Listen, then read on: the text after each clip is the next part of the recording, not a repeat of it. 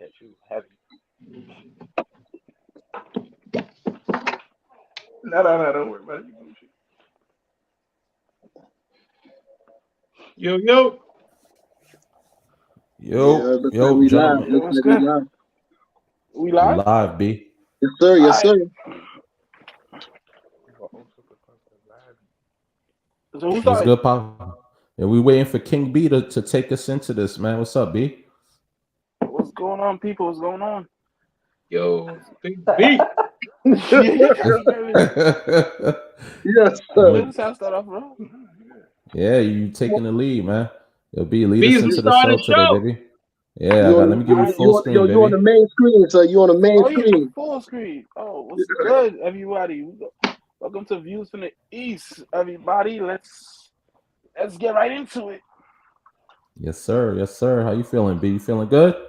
I'm feeling good. So we're gonna All start right, with a quick cool. recap. Ammo, how you feeling? How you feeling, Ammo? You feeling Listen, good? you know me, Feeling man. nice? I'm always ready, man. I'm always You always ready. ready? Copy. Ready. We got the Riddler here tonight. How you feeling, man? You good? Ready to go? What's up, good? Good to see you. Good to see you. Go. Riddler. We got the OG Dice Cannon in the building. How you feeling, bro? We miss you, bro. What's up, man? My man in the grandfather seat. Like, he ready to discipline people tonight. Like, let me talk to you, youngin. Yo. I'm about to put ass whooping on the sign in the back. Ass whooping. Right on the sign. All right, so let's just jump right into it, gentlemen. Look, man, we already know what's been the talk of the week. We spoke about everything last week. But, I think we've had a week to dissect everything. And, obviously so many people have spoken on it. We've had time to let our emotions simmer down on the situation. So, this job tonight, let's just get right back Javier Bardem and his wife are both nominated. Now, if she loses, he can't win. He is praying that Will Smith wins. Like, please, Lord. Jada, I love you. G.I. Jane 2, can't wait to see it. All right?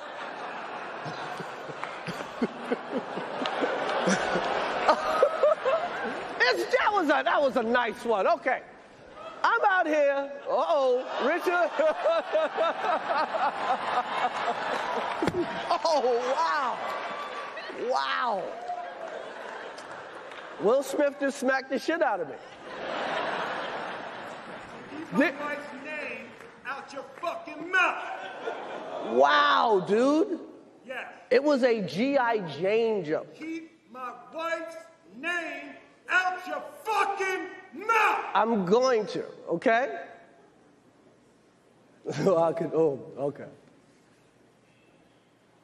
That was a greatest night in the history of television. Okay. So we are here to give a documentary out, to give an Oscar out for Best Documentary. Now, the beauty of documentaries, because they make you, when you watch one, you feel smart. Like you watched like you read a book or something. But all you really did was get high and watch Netflix. So here we go. The documentaries, the nominees are, let's just go to the nominees. Awkward. Yo, that shit is painful. Awkward. Yo, that shit is nah. That last little part, I didn't see that last little part. That shit is painful to stumble on the words. That man mental was. That's the only thing that made me. That's the only thing that made me feel like it probably wasn't staged. You know what I'm saying? Yeah. That's the only thing that made me feel like it probably wasn't staged because my man was messing up the words. Dude, it wasn't staged. Hold on. I don't think it was staged. Listen. Let me jump in. I gotta stop because everybody keeps saying this. It's staged. Why do black people love to make these connections? It's been staged, guys. They planned it. Blah blah blah. It's not planned. I'm sorry, it's not planned. If it was planned, Chris Rock is the only one that didn't know. That wasn't part of it. He's the only one that didn't know. We always trying to put our tinfoil hats on and make it like something that it wasn't. Like, look at him. He's clearly somebody. He's like, I don't know how to react to that because that's an impossible situation. It's like if he jumps on Will Smith's back and beats Will Smith or fights the Will Smith, everybody looks terrible. But he still looks bad because he had this baby boy cry, what do you call it, was simp slapping him in the face because, oh, I gotta protect the integrity of my wife who's a hoe that can't keep her mouth shut about our personal business. I'm sorry. Yeah. It's definitely real. I think the reason why people would even think that it's fake is because nowadays everything is like a rollout. With the music, people be doing every little thing to be a rollout, and sometimes like you kind of can't tell anymore, like what's genuine, and then the stuff that you feel like is genuine sometimes, you're like, oh man, I can't believe they're going through that, and it's like it comes out later. Oh, it was a part of this to roll this out and put all this together so they can sell it all together all at once, and everybody can make money. So I guess that's why everybody do it, and maybe it's because it seems two legends doing that. It's like, fuck, it's gotta be fake. That's a great point, Dice. That's a fantastic point, and you're right because a lot of this stuff is fake. A lot of these relationships, a lot of people don't realize. A lot of these stars, they'll tell you that like, oh, my publicist told me to get with this person because it would be a good relationship. Like people tell you like, oh yeah, like they'll put people together just for clicks and views and have some secret like relationship, kind of like an arranged thing, and they'll ride that on. It's like a partnership, and they'll make money off of it. Yeah. Yo, can I ask a question? Yeah. I know. Last time we talked, I know B was like on Will Smith's side. Amo, whose side were you on? Will Smith or? I wasn't rocking with that. I would never rock with that on a public stage. Number one, on a public stage, I'm gonna go slap the smaller man. You know what I'm saying? Because if he really wanted to be like get points, he would have did that shit behind scenes, roped them up. Because the history that people don't realize about Chris Rock used to get beat up regularly. Even as an A-lister, he getting beat up after shows. After he do his shows, just walking around and people just run up on him. Like he used to it. You know what I'm saying? This is something he used to it, and he talks about it. He talks about it freely. Like, yo, yeah, man. The last time I got robbed was this, that, and the third. And me knowing that, why would I even pick up? I know he's joking. I know it's joked. You know what I'm saying? It's not like what I'm saying. Like Kevin Hart throwing jokes or Dave Chappelle throwing jokes. You think he would have ran up on Dave Chappelle? He wouldn't have ran up on Dave Chappelle like that, especially a guy that's his same size, because Dave Chappelle wouldn't have give two shits. You know what I'm saying? He probably would have slapped him right back and been like, yo, listen, I'm getting my paper regardless. This stage right here doesn't do nothing for me. You know what I'm saying? So my question was to B. Are you still on Will Smith's side? I repeat, I was never on Will Smith's side. But I still think Chris Rock should learn when Chris Rock knew Will Smith's mental state is not right. No what his wife is going to do to him. That's not the right time to tell that type of joke. Because that joke wasn't about no G.I. Jane. We all know what that joke was about. Man, you talking about what the hell? Same thing what Demi Moore did to his wife. What did to her husband. But B, I gotta push back, man. Like, what would you do if you were in Will Smith's position? Would you slap him? Would you go up on the stage and slap him? I'm asking you, just you. Like, what would you do? Not like if it was just you in an alternative universe and you were Will Smith. Would you have the sense to walk up on the stage, slap him, and walk back, and then start screaming like an emotional baby, crybaby? Oh, keep my wife's name out your mouth. Would that be you straining at the neck like you're unhinged? I gotta ask you because I know you're a smarter dude than that. You know what I'm saying? And also you're Haitian, so forget about it. You're gonna stand, but go for it. What do you think? What would you do? Smacking him going up on stage now. I ain't make myself like a stupid little fool. I ain't gonna do that. Of course not, because you're not a stupid man. Yeah. But again, I probably catch him after the show and whoop his ass, probably. But then and that's what I'm saying. Be like, if you wouldn't do it, then you shouldn't co-sign it. That's all I'm saying. Because again, there's a right way to do things and a wrong way. I'm not. My thing with Chris I Rock like is that. personal.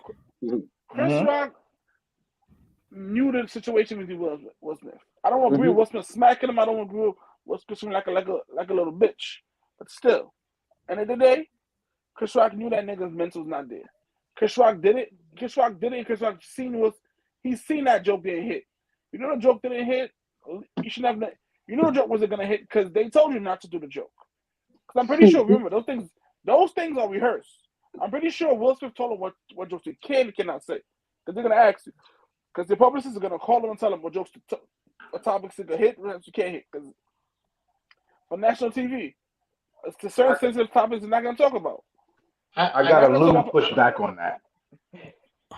I got a little bit of pushback on that because this is like they don't pre-screen the jokes. They do. It's just like a contract in the sense of where they supposed to. There's a thing that you can't do certain stuff. Period. Yeah. We already know this is the top tier of this. That will be the only thing that I know for a fact that they like that everybody knows. But I don't think that the jokes and stuff are like handed out. I'm not saying for sure, but I don't think that they would. How would it? I don't know how that would kind of work. I disagree on that because remember there's the teleprompter telling you what to say, what not to say. Chris Rock went against the teleprompter. Okay, the first few jokes were good for the teleprompter. The teleprompter was screening them out for him. And the last joke, it was on the teleprompter. He just said it because he wanted to. Oh no, I'm not disagreeing with that part. Only part I'm disagreeing with was that the audience knows the joke. That's the only thing that I disagree on.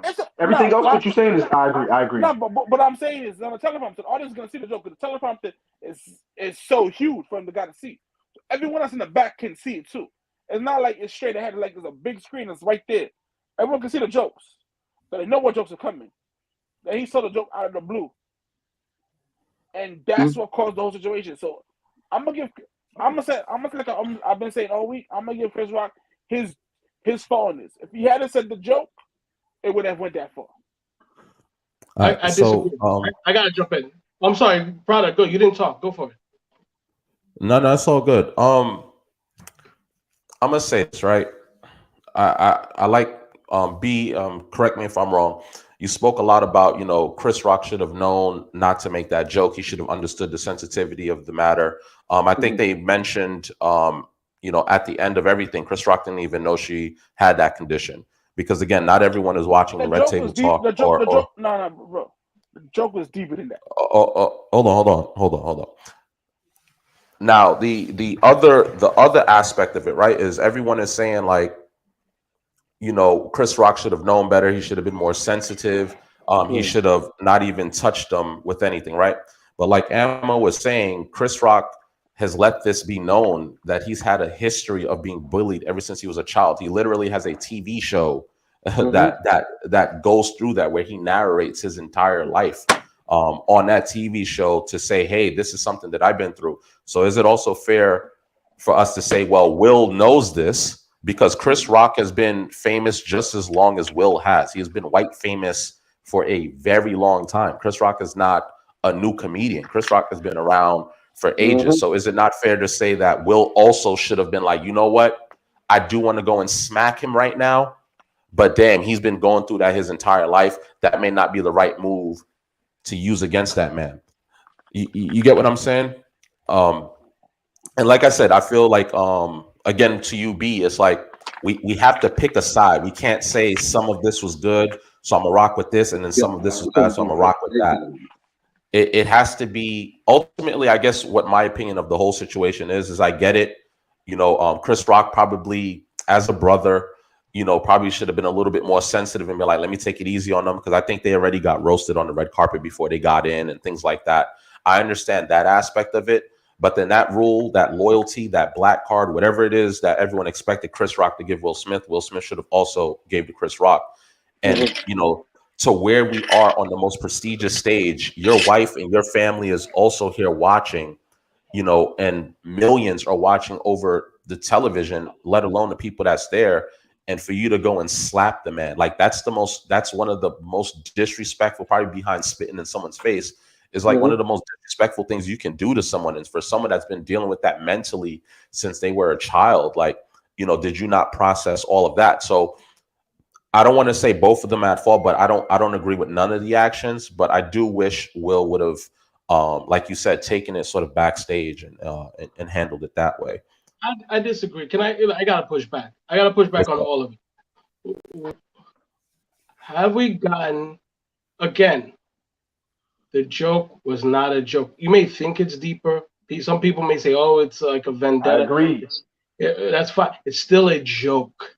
It's still a joke. You can't hit people because you're offended because of their words. If I got upset every time somebody called me the N-word, and if I stopped and fought everybody that called me the N-word or said something against me, where would that leave me? I would just be in prison or I would be dead. Okay? At some point, we all got to grow up and have spines and not be so sensitive and so brittle that we can't take a person's words. He wasn't even going deep. He could have gone deeper. He could have said some really cutting stuff. You know what I'm saying? But even then, they're still just words. Are we all just bitches? I'm sorry. I grew up on Flatbush. Has all the real dudes become this soft? I grew up in the 90s. Let me add to that. Are we all bitches now? I'm sorry. Let me just finish this one point. Like, so I push back on, well, he shouldn't have said that. F that. No, he should have said what he should have said. Will Smith should have been a man. He's 50-something. Grow up. People are gonna come at you everywhere, especially since you're this exposed. Get the F out. I don't want to hear any of this BS. I'm done. Stop being a bitch. That's it. And to all the dudes that are saying this, no disrespect to my boys, but I see a lot of things like, oh, he shouldn't have said. Fuck that. He said what he said. All right. If you didn't like it, he got smacked for it.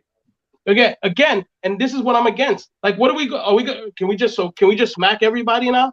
What happens if everybody just smacked everybody for the things that they couldn't take? Huh? How far would we be? This is why black people can't get nowhere, because we're still stuck on the street code BS. We gotta stop, man. At some point, like, we gotta be like, all right, cool. What's gonna keep me out of jail? What's gonna keep me alive? What's gonna keep me getting the goddamn bag? Which is the most important thing, right? Getting money for your family, for yourself, and to build your community. Getting caught up in these stupid little arguments does not help you, black men. It doesn't help you. It just makes you look bad. And white people get to say, look at these Negroes. This is why you can't give them nothing, because these Negroes don't know how to act. They're slapping each other, blah, blah, blah, blah, blah. First time an all-black cast produced the Oscars, and this is what we got to show for.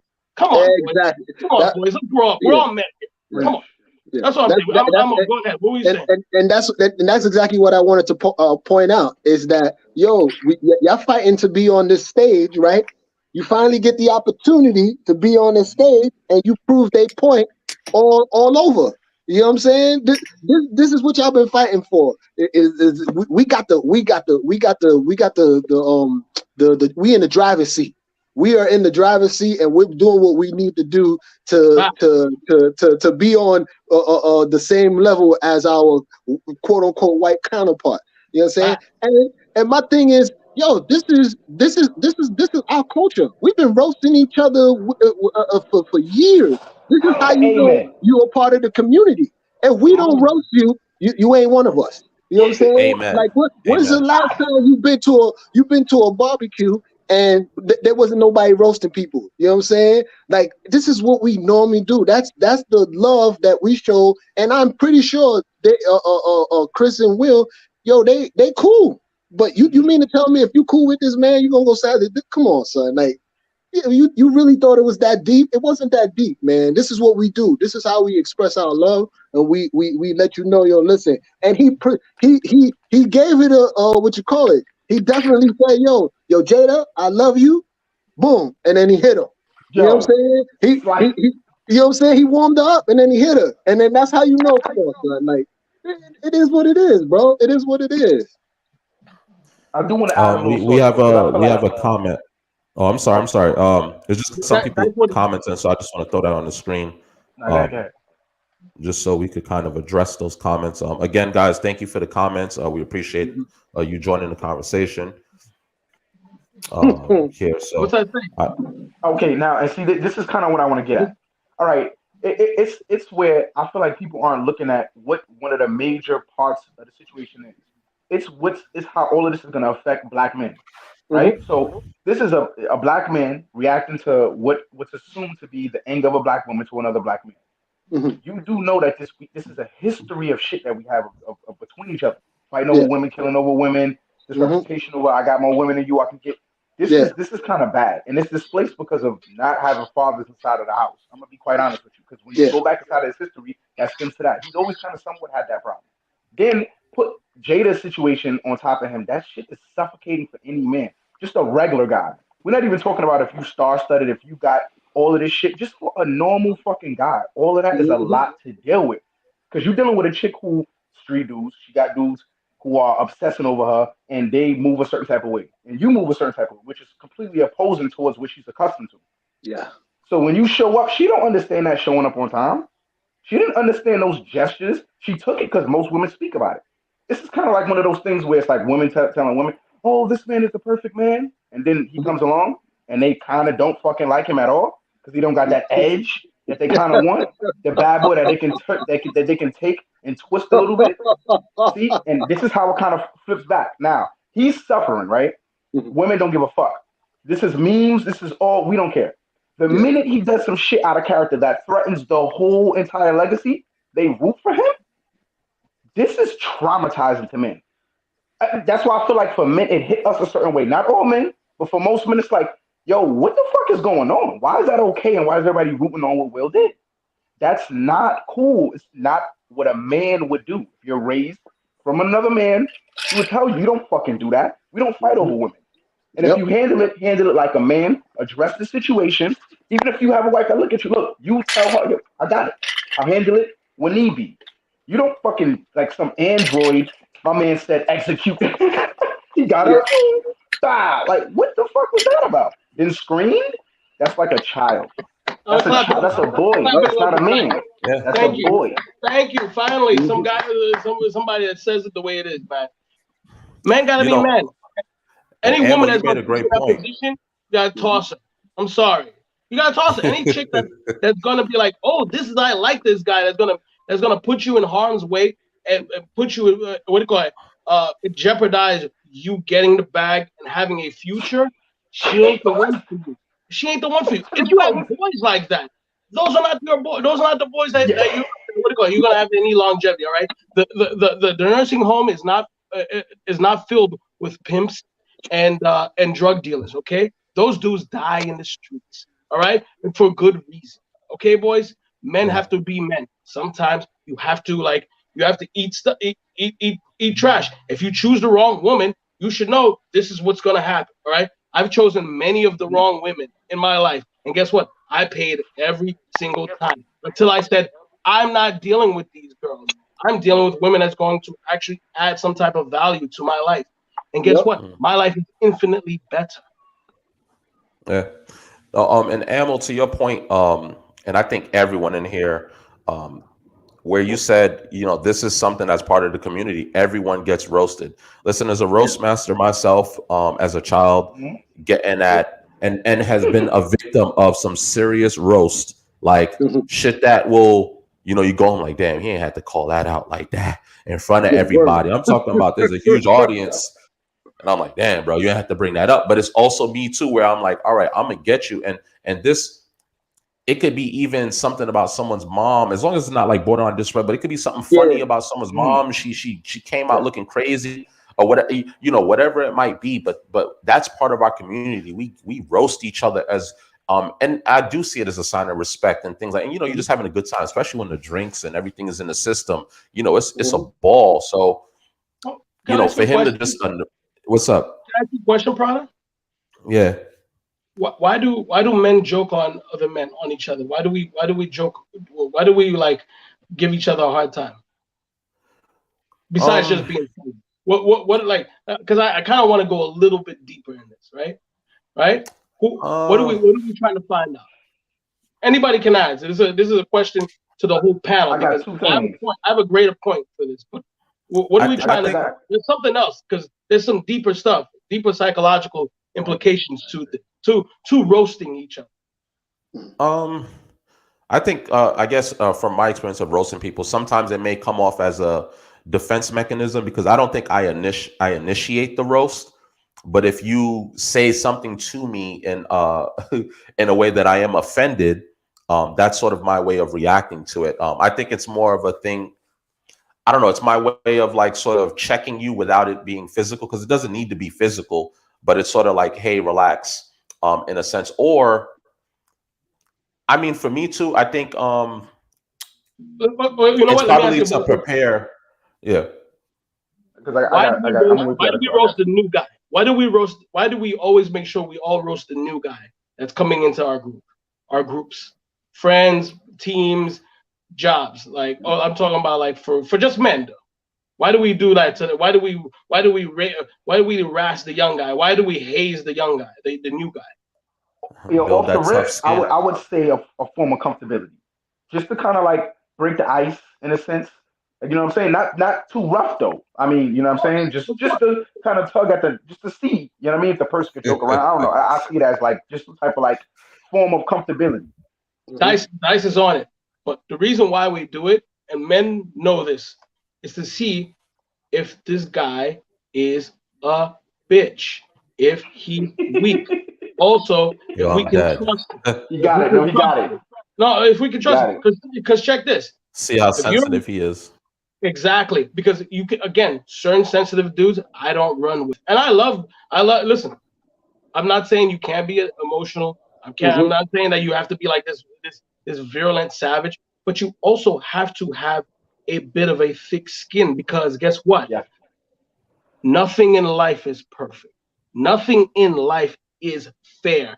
Life, it doesn't matter how perfect you are in your house and around your friends, life is always going to F you up. All right. And if I'm running with my pack, my boys, I need to know that everybody is just as solid as me, and not everybody's a little bitch. All right. That's why we razz each other. All right. And we also, like, if somebody's joking on me, like, oh, cute, look at him. Who do you think he is? He's got this suit. He's a nerd. He's a dork. I got to be able to give that back, because guess what?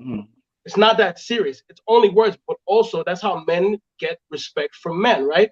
Right? Yeah. If Amo says something about me, I need to make sure that I get it back from him, just so we know, all right, cool, we respect each other, right? We respect each other. That's why we can get into little arguments, like in families, you get into fights sometimes, right? But after that, how you respond and how you build after, oh, I'm just kidding, all right, I love you, boom, boom, boom, boom, boom. Even if you're like, hey, listen, I didn't like that. You know what I'm saying? That was a little too overboard. Don't joke about my wife. Don't joke about this. But all right, cool, I got you. I apologize. And then you move on. But guess what? What are we telling each other? We have that mutual respect. All right, I respect you. All right, those are your boundaries. Cool. But I can still joke on your goofy ass tie, or you joke on your collars, or blah blah blah. This dude is they used to call me Carlton. Oh, this guy's he's like the light skinned Carlton. I'm cool with all of that. I'm weak. You got to be able to give it back. Yo. Am I right? What do you boys think? No.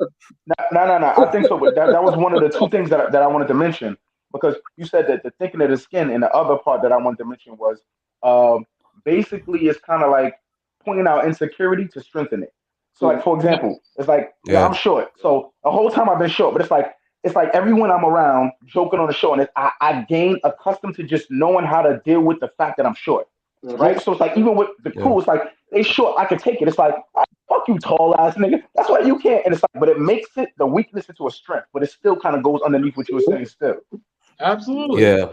That's a huge part of it. I think that's maybe the main part of it, because it's sort of like you said, Q, it's what both of you guys said. It's like, yo, life does suck, but you have to be able to sit back and laugh at that, because if you can't do that, you're just going to be in some sort of dark hole forever.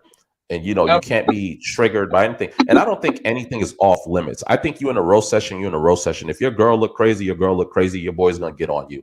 It's to not take it. If you know your boys love you, I'm just saying, seriously, if your sister, your brother, your moms, your girl, whoever you hold dear to protect, if they looking crazy or they doing something crazy and people start roasting you for that, it is what it is. As long as you know because there's always that level of respect that's in there. They might be getting on you for 5 minutes straight, but it's like, yo, we still love you. We have love for you. If there's beef right now and someone is trying to harm you, we the first ones in line to protect you. So I think all of that is already in there. And again, you have to, because I have seen people fight over jokes, like where people get really upset. So and that's where it gets to like, all right, you sensitive, but that's always one of those main people that love to give the jokes. But when you get at them, it's crazy. So and I say that to say Will has made fun of people with alopecia in the past. You can look that up. So which is crazy to me.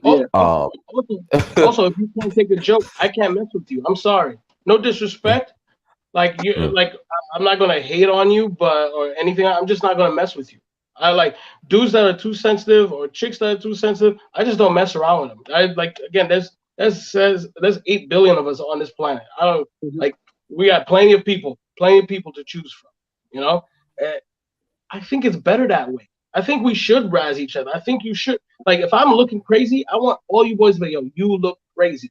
I know Prada, like, if it's your wife, you're gonna have her looking crazy, because on Monday you said that if you look crazy, you're gonna let her go out. Nah, sometimes you could tell them, bro, and they just think you hating. So I'm like, all right, when you go out there and someone flame you, it is what it is. We got a few comments because his wife. Yo, sometimes I just try to avoid the headaches, man. I'll be like, all right, go ahead. Brotherhood. I feel you married like stuff. We got a few comments. One last thing I do want to say, that B has a point. He's not completely. I don't think he's completely off, because it does kind of tie into what we just kind of said. We have seen someone react to a joke before while we was growing up. Somebody was mad emotional that day. Something was going on. We didn't know what was going on, and they snapped, and we all like, "Holy shit, this went off." So it's like he has a point. The only thing that I say is that's understandable, but I hate the fact that it's being like, oh, he's protecting his wife. Let's take it away from that.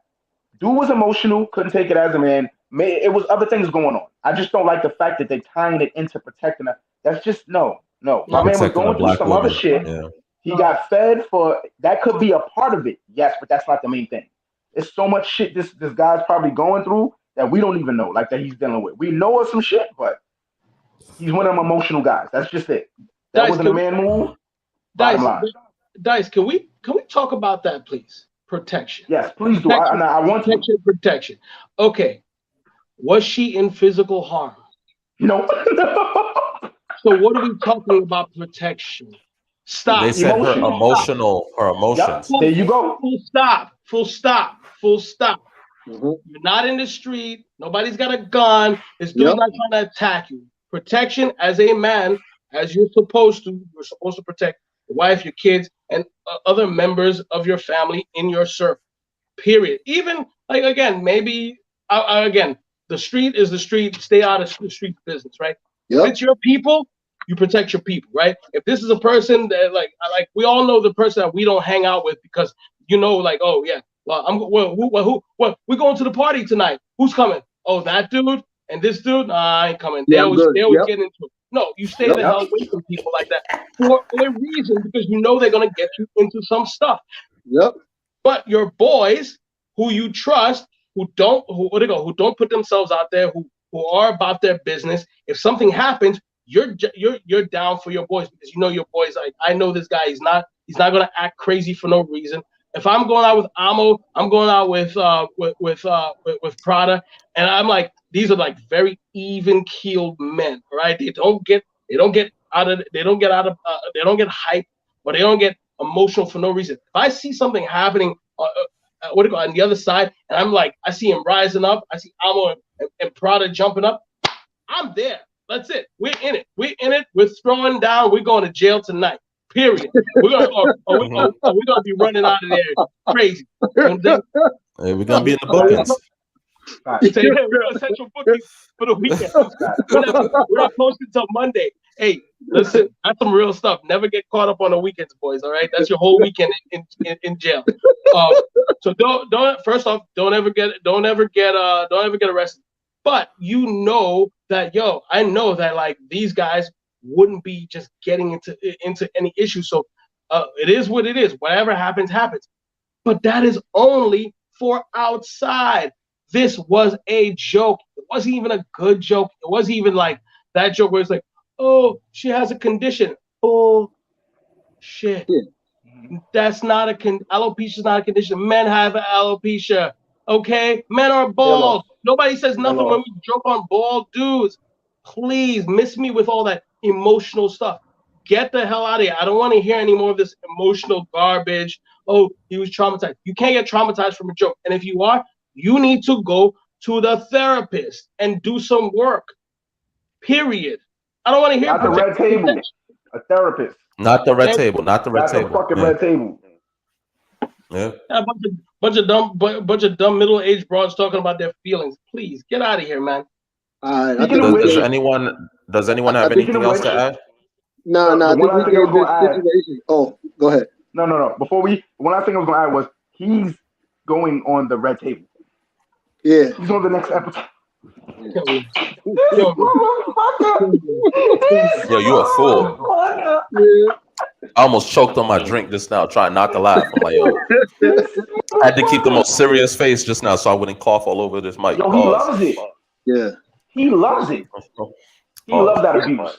Yeah, that shit is insane. And this is why he shouldn't complain, because he chose her. If that's the person you chose, make sure you're ready to get all that ridicule. Because guess what? She has all your business out there.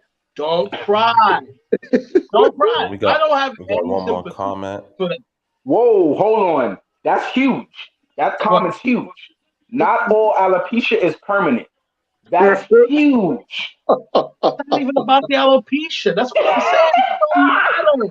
Like, I'll understand more if like say, yo, she had cancer. I'm like, yo, that's messed up, right? Yeah, I was like, yo, that's cool. But even then, you still don't put your hands on somebody else because they made a joke, even if it's a bad joke. Like Protestant, I don't think any joke should be off limits, right? Yep. So you say, and I'm saying, if you say something about me, fine.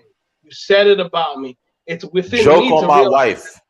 I know you got love for me. Here's my thing. You my boy. We have love for each other. We went to war with each other. We've been through it. If you make a joke on my wife, it is what it is. Like your family, your blood. It's not like you going and you groping my wife or you saying something crazy. It's a joke. And if I see the situation and I'm like, damn, hold that, babe. It is what it is. It is what it is. That's me. Hold that, babe. Hold that. Like, and if I see she feels away, I'll probably what Will, and I'll end it at least my segment with this. What Will should have did at the end of the day was that, hold I keep my wife's name out your fucking mouth. Sure, he should have just had that energy and left it like that. But I would have probably gave Chris Rock the little hand, like the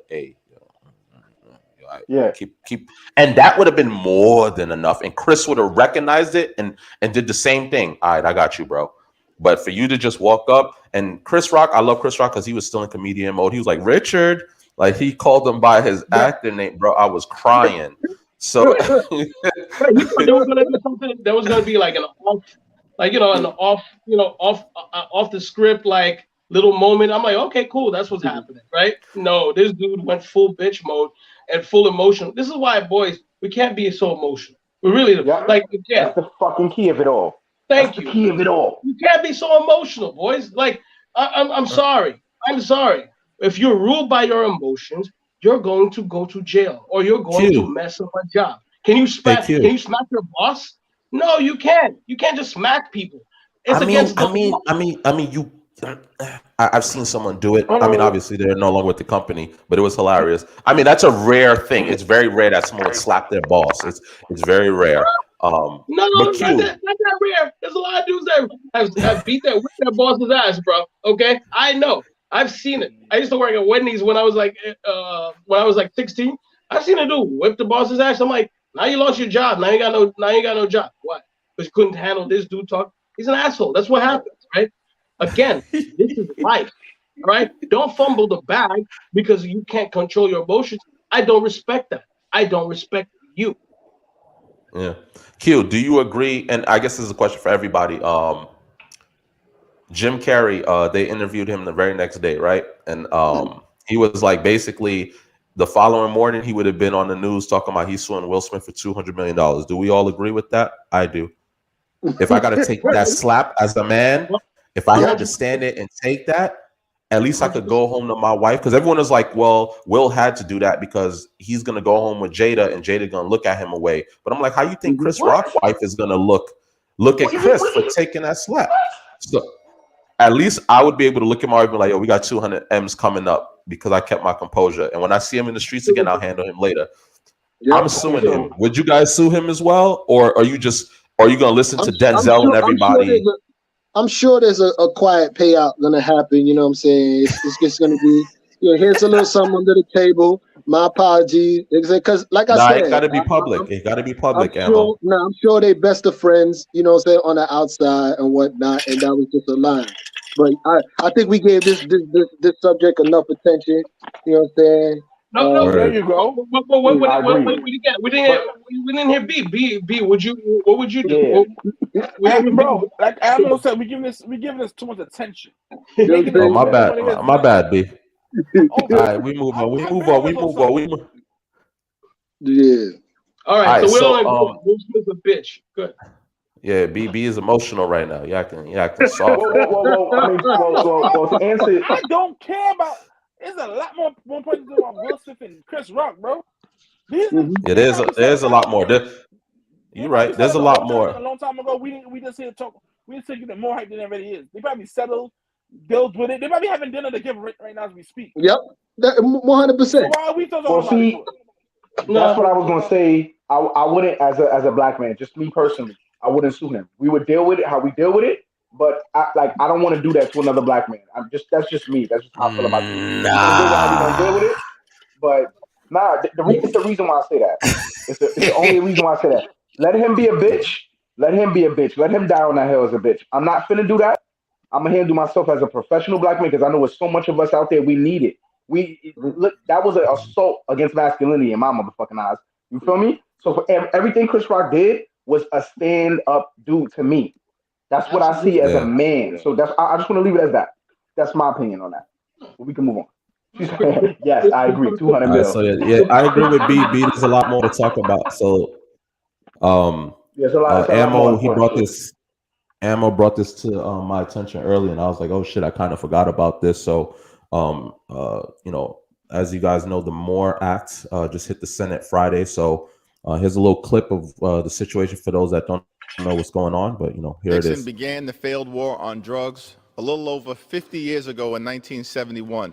At the time, there were less than 300,000 Americans incarcerated in this country. Today, there are 2.3 million, disproportionately Black and Latino. Many of those individuals who have been incarcerated are there because of non-violent drug offenses, often marijuana possession and use. The United States of America incarcerates more people than any other country in the world, including per capita China and Russia combined. That's a stain on our democracy. We have an overcriminalization problem in America. We have a mass incarceration problem in America. We have a prison industrial complex in America. It doesn't advance public safety, and it hurts economic development. It has ruined individuals, ruined lives, ruined families, and ruined communities, particularly in communities of color. It's time to end the federal cannabis prohibition. It's time to deschedule it. It's time to decriminalize marijuana. It's time to invest in communities in a way that makes sense, both from a public safety standpoint as well as a fairness, equity, and justice standpoint. It's time to pass the Moore Act. 1,000%. Hell yeah. Hell yeah, he's completely right. But let me go first on this topic. What we gotta remember is, in this country, they consider business as a private practice. There's more prisons than there are hospitals. Prisons are bigger than hospitals. They're also privately owned. So the prison system is a big business for them. They rather took away money from schools to fund prisons. It's another type of slavery how they got it. because it makes no sense. Like you see, their schools struggle, communities are struggling, but yet the prison system is thriving. They have them in there working for 5 cents an hour. They have them. They don't actually reform them. They're not even when they get out of prison. They come. They just want to go back and they're the same thing. They ain't do nothing. Nothing new came out of them. They went to all they want to do is just want to go back. Next time when it's time to go back, they're gonna shoot their way out not to go back. But it doesn't reform them. But yet the biggest business in the world is prison. If you look at all the statistics, it shows. Let's keep it straight to Rikers. Let's keep it straight to the closest prison we have, Rikers Island. Rikers Island is in awful condition. It's an awful prison. There's no reforming. The people in there not earning nothing, not doing nothing but themselves. They're just in there gangbanging, still killing each other, and yet Rikers Island brings in so much money to the state of New York that they still do not want to close it. Mm-hmm. When the governor that wanted to close it was gonna close it, what they do? They got rid of him. To put one in, that says she doesn't want to close it. So I don't like all they all are that talking. The one that wants to keep it open, they're not telling her nothing. Yeah, I don't get it. So, I mean, what I'm looking at for this story overall, is one key important thing, right? And at least to me is, one thing he said in there is legalize marijuana. There are hundreds, if not thousands, of men, women that are doing time right now, big time. This is, non-violent crime, doing big time in jail right now, even up until today, or has done so much time. And it's like now they want to legalize marijuana and they want to do all of that. But how do we compensate those that have lost so much time in their lives? That, like, for me, that's the biggest deal for me. And at the end of the day, I feel like if they're going to legalize marijuana and do all of that, for those that did 10 years, 5 years, 15 years, whatever it may have been, especially in the Black, Hispanic communities, which is where it's most affected at, they need to compensate people. Like, sure, you want to make it legal and do all of that, but give me some sort of salary per year that I was in prison. It won't make up for the time that I missed, but at least it'll give me something to start my new life with. Because it's like, okay, you let me out of jail. Okay, I'm out. That's it. Like, you know what I'm saying? So what are y'all takes on B? I'm sorry, I didn't mean to cut you off, but what did you want to say about that? I think it's not more legalized, more decriminalize it. Like, everyone smokes weed. Mm-hmm. Everyone smokes marijuana. But yet you can do 5 years for just having a certain amount. In the state of Texas, you can't even have a nickel bag. If you have a nickel bag in Texas, it's a felony. California is legal. California is legalized to have it, but you can't have more than a quarter. New York, you can't have. I think it's an ounce. I think what's the rate for New York? I think it's an ounce. More than 2 ounces. More than 2 ounces. Like, who has 1 ounce of weed? 1 ounce of weed is so small. 2 ounces is the normal rate to have to smoke it. Mm-hmm. If you have a good amount of weed for like a few days, 2 ounces is a good amount to have in your house. Yeah. But hold up. Like, there's weed dispensaries in New York. Mm-hmm. But look who's in charge of weed dispensaries. I got one thing to say.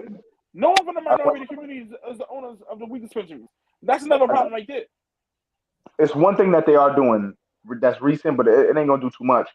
For people who was charged with it and who came out, they have a program for them to be able to own a dispensary. Yes. That still doesn't like give back like funds the way it needs to, but it's something. Hold on. Let him finish. No. He can go because I pretty much was just saying that they doing that little thing. It's not big. It isn't a huge thing. They try and lose shit, bro. That ain't shit though, bro. But he right. It needs to be money. Compensation. And it becomes honestly that way. What they doing with the dispensary, it doesn't really work. It's not really happening. It's a lie. It's just smoke and mirrors. Yeah. Honestly, I tried to get my license with a dispensary. You have to be a doctor. Not that's a doctor. You have to be You can't call yourself like a natural doctor. Say you're a doctor. You went to school in herbal medicine. No, you have to be a doctor within like 10 years. A 10-year long doctor. You have to have financial backing. Mind you, you have the financial backing. You have to be a doctor. You have to have no criminal record. You have to. It's they make it as hard as it to own a gun. The same way it's hard to own a gun in New York. A legal gun in New York is as hard as to get to dispensary license. But is that the same even thing? Because Correct me if I'm wrong. He said that's for the people that serve time. That's why they get that special privilege. So for the normal person, they wouldn't have the. No, Jimmy. No, they're not given the same privilege. It's not the same thing, no? No, you don't really get it. You think they tell you to go to the program. Once you go to the program it stretches out so long. You're busy fighting and trying to all this class, all these lessons for so long. By the time you think you're about to go get it, they make it every time. It's like the finish line is right here. When you get to the finish line, they move it like 10 yards more, 10 yards down. So now you. But it's easier. It's easier for the person. I'm sorry. Is it easier? I'm just trying to understand, because you're saying, you tried to go through the process.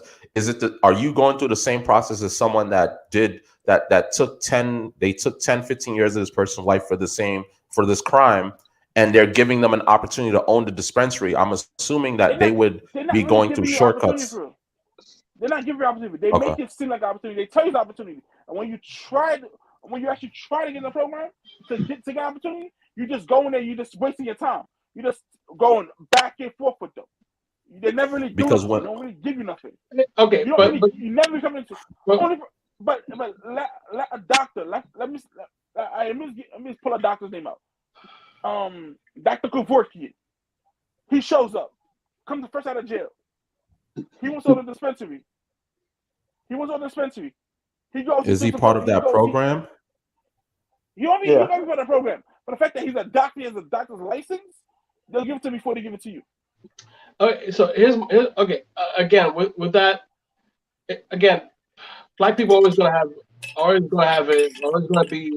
get the raw deal. Like if you haven't figured that out, then I don't know what plan you're living on. You're not gonna get a good deal. What I'm most concerned about. I know that part. I know, but what I'm mostly concerned about is getting these guys out of prison, so at least they can have a chance to fight to get this bag, to establish themselves and bring their family to the next level. Let's get them out first. And let's try to do something where we could take away the felony records. Even though that might be a pipe dream, which is fine. Again, there are plenty of millionaires that were incarcerated that have felonies under their records that are not allowed to vote. Let's just get them out. Get these guys out and get them back in freedom, so they're not trapped like animals, because we're not. All right, let's figure out that it should be decriminalized. There are states like Portland, Oregon, where you can go literally and buy heroin, and you're not and you're not arrested for any of that. Amsterdam has made one of their primary means of income is people coming from out of the country to do drugs, to buy illegal drugs and do whatever they want. Legal. All of these things are decriminalized and they're not penalized. We can make money off of it, and we can actually have a new revenue and actually build society and have our men, our black men, free. And that's the most important thing: being free and having a chance to be out there, not trapped like some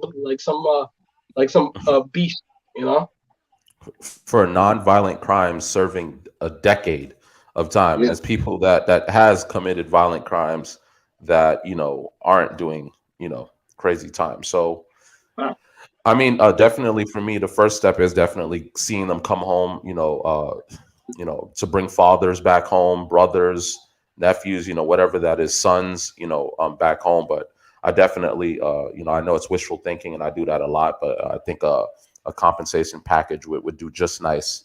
At least to get them on a, because again, like you said, that's stuck on a record regardless. So for them to even go get a decent job, they're gonna have to. I think there's things that they do. They give you some sort of paperwork that hey, even though he's a felon, but still, jobs are still gonna, trust me. I've looked at it from an HR standpoint. They're still gonna look at that and be like, okay, and move along. So at least a decent compensation package. I don't know. I actually think that's a part of the bill. And it's probably one of the reasons why there's a couple of reasons why I think there's going to be some pushback in the Senate. You know what I'm saying? Because they need the 60 votes to actually have it pass completely. Because if people didn't realize, marijuana is legally statewide on a state level. It's legal in 38 states as of. What president was that? Trump era? That was the Trump era. As of that era, when it was on the ballots, if you went out and voted during the Hillary and Trump race, it was actually on the ballot. It was the choice one. I forgot what it was called in New York. Proposal Prop 1, and then in California it was like 152, something like that. And everybody, it went in with a majority. Everybody voted yes, and it was legal statewide. After the next 4 years, over the next 4 years, they were working to actually make it legal federally, and that was the main problem because there were dispensaries being opened up in Chicago, Jersey, Virginia, all these states. And they were being raided by the federal government. They was like, "Yo, but it's legal. It was legal since the year after the election. Like, what's up?" And those people basically they didn't face criminal charges. What happened is all their product was taken, and they just had to start all over. Now, with the More Act on the Senate floor now, and they gotta go through it. One of the main things is expungement. So if you had if you went to jail and had a criminal charge that was based solely on possession of marijuana, it would be removed from your record. And I don't know if there's a compensation portion to that package, but it would be nice. But it definitely gets that felony off of your record, and it disappears, and it stops. It doesn't hinder you from actually getting work. Now, beautiful. As far as it going passing after it passes, what happens after that? After it passes, whenever a bill passes in the Senate and it finally makes it, the problem is going to be like B was saying, the applications to actually open a dispensary, to do it legit, so that they can get their tax money, because in the bill. It's also a tax in the bill. If you're able to open up a dispensary, there's a certain proportion for the first 2 years it's going to be levied heavy. So they're going to hit it. They're going to hit you heavy. But then after those 2 years, it comes down, and the tax on your business is going to be lower. So that first 2 years after the bill actually passes, with all those applications that are going to be going in, and I think right now, the number was like, I forgot what the number was. I think it was less than 300 dispensaries, and probably not even that many in the United States. You know what I'm saying? Because Vegas alone has about 20 dispensaries. You know what I'm saying? And that's just within the last year and a half, that they actually up and running. But the MORES Act is definitely a good look to get the communities disproportionately targeted back on their feet. If the politicians that are that look like us or we voted in actually start doing the work, because two of the main Brooklyn Senate seat holders voted yes. You know what I'm saying? So they was with it. So I'm sure they have contingencies in place to actually help the New York community as soon as the bill happened. But other than that, yeah, the MORES Act is a good look. Hopefully, we can actually take advantage of that, and it won't be a missed opportunity.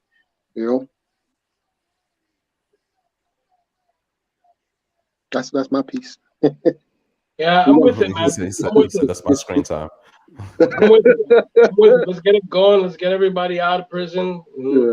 Let's the nonviolent offenders. Yeah, the nonviolent offenders that were trying to sell a nickel bag on the corner. let's get our guys. You know what I'm saying? Oh, all right. man. All right. So let's move on to the next.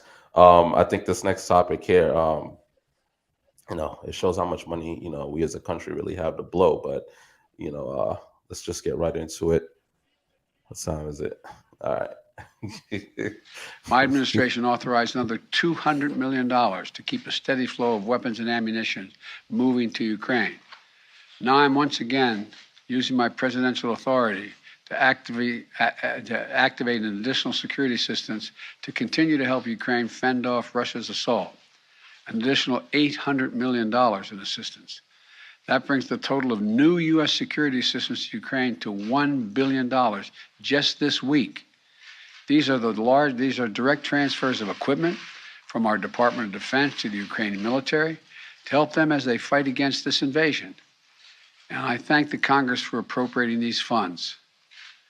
This new package on its own is going to provide unprecedented assistance to Ukraine.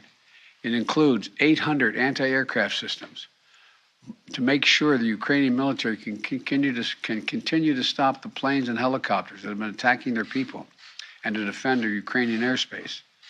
And at the request of President Zelensky, we have identified and are helping Ukraine acquire additional longer-range anti-aircraft systems and the munitions for those systems. Our new assistance package also includes 9,000 anti-armor systems. These are portable, high accuracy shoulder-mounted missiles that Ukrainian forces have been using with great effect to destroy invading tanks and armored vehicles. It'll include 7,000 small arms, machine guns, shotguns, grenade launchers to equip the Ukrainians, including the brave women and men who are defending their cities as civilians, and they're on the countryside as well. And as well as the ammunition, artillery, and mortar rounds to go with small arms, 20 million rounds in total, 20 million rounds. And this will include drones, which demonstrates our commitment to sending our most cutting-edge systems to Ukraine for its defense. No, hold on. Let me just say what everybody's thinking. Have you seen the gas prices? So you gotta tell me, this is what you do with the gas money? This is the shit you do. You taking my tax money, my money. I see people that have nice cars, bicycles, because they can't afford the gas to put in the V8, bro. Oh man, people get electric motor scooters because they can't put gas in the Range Rover and feed their kids. Listen, you're trying to tell me? No, hold on. You're trying to tell me a gallon of milk is so expensive because Ukraine needs anti-missiles? Anti-aircraft. Because of a war that's going on in Ukraine. Gas is high. Bro, I gotta eat my Fruity Pebbles with no milk, bro. My shit is expensive, bro. Milk is in my Fruity Pebbles, bro. Gotta put some water in it. Yo, I gotta eat my Fruity Pebbles like I eat chips, bro. I gotta eat my cornflakes like I eat chips because they can't afford the milk because it's expensive. But here's the thing, though. Here's the thing. The nigga got on TV just to like every American that's struggling. This nigga decided to get on TV and detail how much money he's spending. 20 million. 20 million ammunition. 20 million. We've been asking this man for an extended package since the last one, bro. We are broke out here. So you know, Pac said, hold on. The bud man ain't got no bud to sell because he can't afford it from the connect, bro. Are you trying to tell me this is why? Because Ukrainian missiles? Yo, B. You seen Haiti? You seen Haiti, bro? Yo, B, yo, hold up, B. Yo, You know what's killing me? Yo, Ammo, you want to know what's killing me about B right now?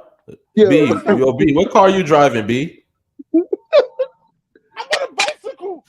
How you more mad than dudes? Yo, dudes gotta actually. He more mad.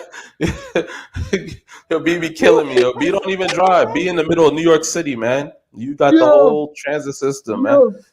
yo. Bro. Now, hold up. Let me fix myself right. 'Cause I'm pissed off. This white man done pissed me off now, bro. Bro, the weed man ain't got no vibe. Cause he's telling me. All right. Yo, hold up. Ammo. No. Look, he making me force executive order. Go ahead, Ammo. He making me force the executive order. Yo, I think Pac said it best, right? Pac said they got money for wars but can't feed the poor, right? That's what Pac said, right? And in this case, y'all remember we just came out of a pandemic, right? When we was in the pandemic, they were struggling to make a budget to keep Americans with money so they could buy food to feed themselves. This is your own country. This is your own country. This is the country you live in. Listen, I love America. I got compassion for people over there in Ukraine and Russia that's going through this, this difficult time. But at the same time, this is America. We struggling just to help our own people, but we got enough to help others. Mistake me, you correct me if I'm wrong. Ain't you supposed to take care of your own house first before you step outside and try to take care of somebody else's house? Preach, brother Ammo. Preach. That's how I was raised.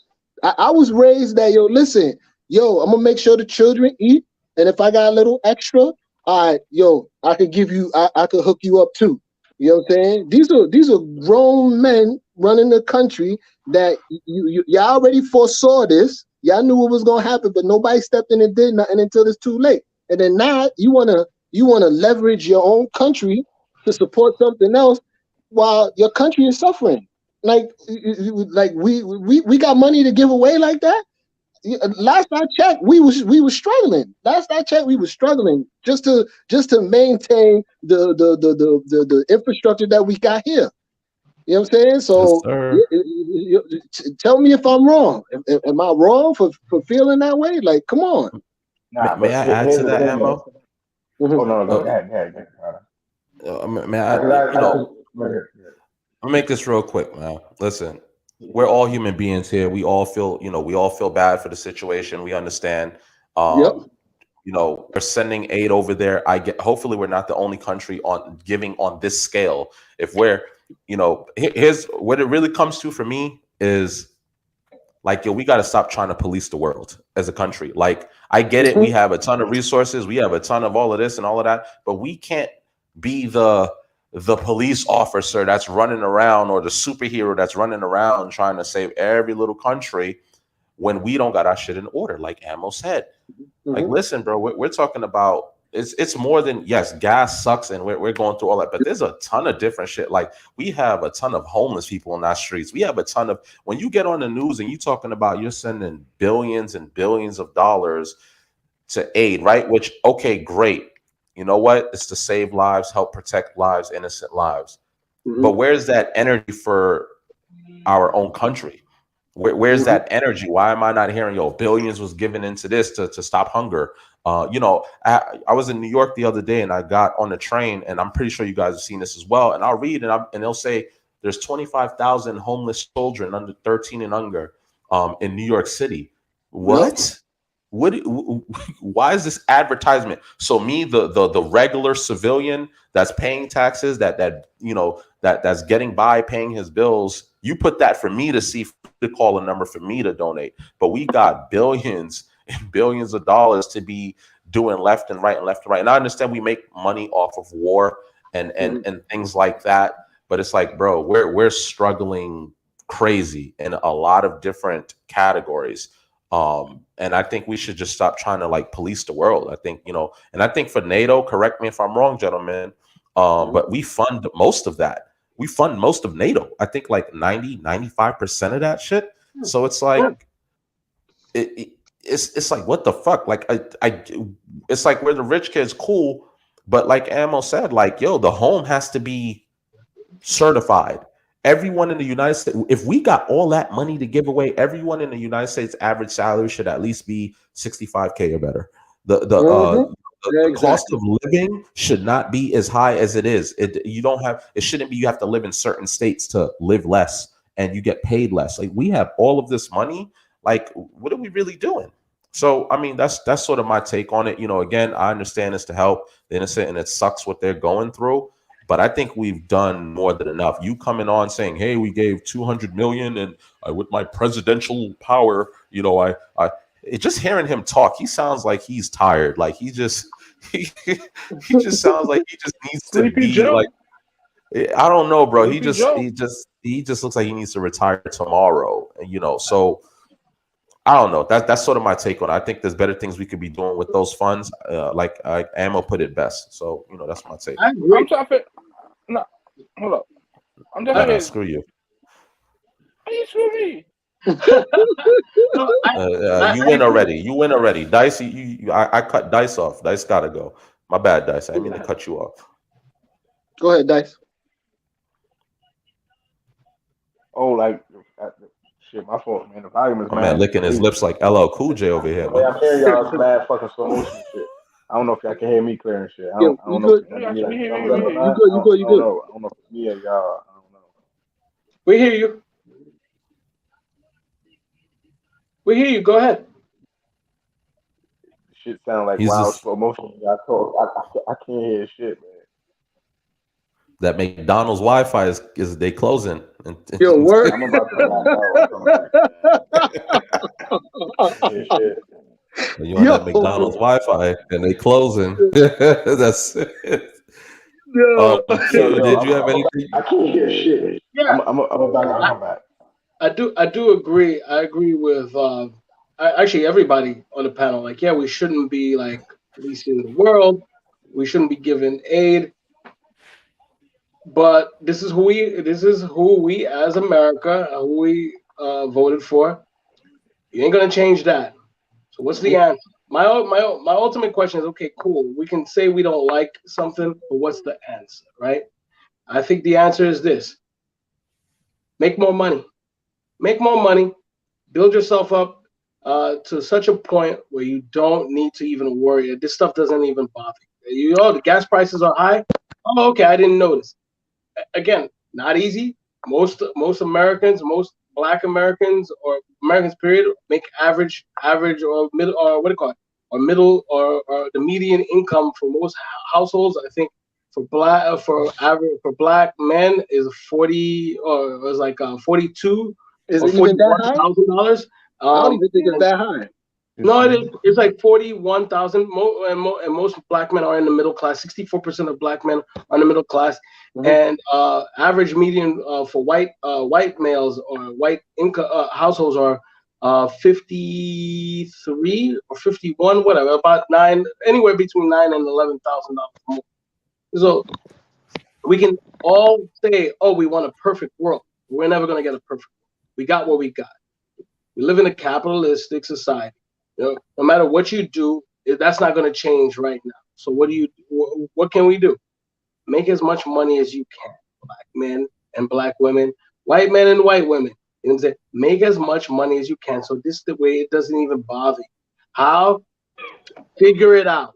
This is America, the land of opportunity. I'm not saying it's easy, but it can be done. Get a second job or a third job. What do you call it? Go back to school, get some education, learn some skills that it's actually going to pay the bills. All right. People who are in like any type of STEM are already making something like $20,000 to $40,000 more than the regular person. Not saying it's easy, but you can do it. Anybody can. I refuse to think that you can't. If you think that you can't, guess what? What do you call it? Go ahead and stay where you are. Stay right at the level that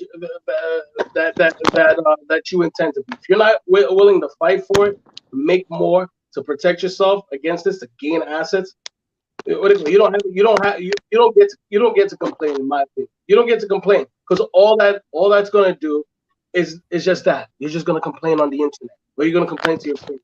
How do you change? How do you change? Make more money. Get out there. Chase that. You're saying the lack of ambition. You're saying if it's a lack of ambition, get rid of that. Is that what you're saying? I'm saying do whatever you need to do, whatever is within your power to get out of wherever you are, so that this doesn't affect you. I used to be the guy when I was coming up, I was always broke. I couldn't figure out why I was always broke. So I sit down and say, okay, cool. Let me take a class about finance, learn about money, learn how to actually open up a business on the side to make more money. Amo used to know me back in the day. I used to work not only 50 hours, I used to work something like 60 to 70 hours. And then on top of that, I still used to DJ on the side and used to do this and used to sell that. I'm gonna remember, he used to come to my parties. I would come straight from work, go to the party, play the party, get that little extra $300, $400, $500, and then go back to work. I would party and then go to work like 2-3 hours later, do it all over again. I did it while I was young. You can still build yourself, man. And anybody that thinks that they can't, I got nothing for you. If you think you can't, then you can't. If you think you can, you will. And if you have a good plan and you work towards it, you'll get there. Just grind. Make it happen. Powerful words with the cigar, followed by a cigar. I'm dead. Maco noodles, baby. I'm gonna give you this one. It's a maco noodles, fantastic. Yeah. B has been waiting his turn patiently. He looking at the camera. You know he waiting. Go ahead, B. What I'm trying to figure out is they could give us money to Ukraine, help out NATO, all this, but my little home country, they can mess up. They can do whatever they want with it, right? I don't see how is that fair. How is it fair that you can mess up my little country, make it hard for me to go back home, but yet you stick your nose with my little country's business to mess it up, but yet you have time to give Ukraine this amount of money, this amount of weapons to help ourselves because you are afraid to, because you don't want to go fight Russia, so you fighting Russia indirectly. And California and United States has one of the biggest problems with minorities in prison. Minorities don't have money to feed their kids. Homelessness. Veterans that are going through mental instability because of what they went through to war, fighting for a country that don't even care about them anymore. Then you have California. California has one of the biggest homeless problems. They have a whole city for themselves, basically. It's called Skid Row. Skid Row is nothing but old veterans and homeless people that's living all up and down there. All they do is take heroin, take crack, because they're too depressed because they can't find work, they can't find nothing. But you tell me you have all this money sent to Ukraine? Where was all this money last year when we were going through a struggle during the pandemic? Yeah, but where was this money? But I gotta push back on that. Wait. Let me finish. Where was this money when the nurses needed help with the PPPs? With the PPEs? Where was this? Where was it help when students are struggling with old students in public schools are using old books that are outdated? Where's all this aid coming from? Where's all this money coming from? I thought the country was broke, they were saying. But now all of a sudden you have money that's in the Ukraine. Like, this shit makes no sense. This shit behooves me. It behooves me where all this money coming from. Yeah, but what happened to the people that got the PPP loans? I gotta push back because the people that got the PPP loans didn't go back to work. They have PPP loans. I'm not talking PPP loans. I'm talking to people that's not able to get the PPP loans. People that's not in the. I hear you. I'm talking to people. What the aid for them? You have aid for Ukraine, but you don't have aid for Haiti. All right, but let me answer because you said a couple of things, right? Let me break it down. They're not going to just give it to you, okay? They're not going to give anything to Haiti, all right? Haiti has the biggest stain. They took it from us in the first place. Okay, let me just finish, right? If you're saying that, oh, they should give it to us and it's not fair, I gotta tell you something, my brother. Nothing in life is fair. Nothing in life is fair. It's not going to be fair.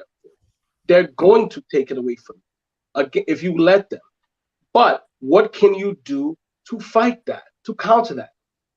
Money management, learn things, learn new skills, get that bread. So this way this way you've earned it yourself, and then they can't take it away. They can't take away your money. You know, if you establish businesses, you get you get a lot of tax write-offs for just establishing profitable businesses. Figure it out. Like, stop waiting for people to give you stuff. You see, all those people that were given those stimulus checks, they stayed home. You know why? Because if you just give people money, they'll just keep taking it, and nothing's gonna change. All right, majority of the people didn't do anything with those with that stimulus. That stimulus check was just for you to sustain you, and if you were smart, if you got a PPP loan to build your already business better, to reinvest in yourself. Okay, we got to get out of this mentality like we're gonna they're just gonna do it for us. Nobody's coming to save you, my brother. Nobody. And they have nothing in history shows that they're going to just give it to you. Okay, yes. All right. So you gotta get that out of your mind. All right, you gotta go get it yourself. Period. Yo, hey, look, I second that. My mic was all fucked up, but I'm back.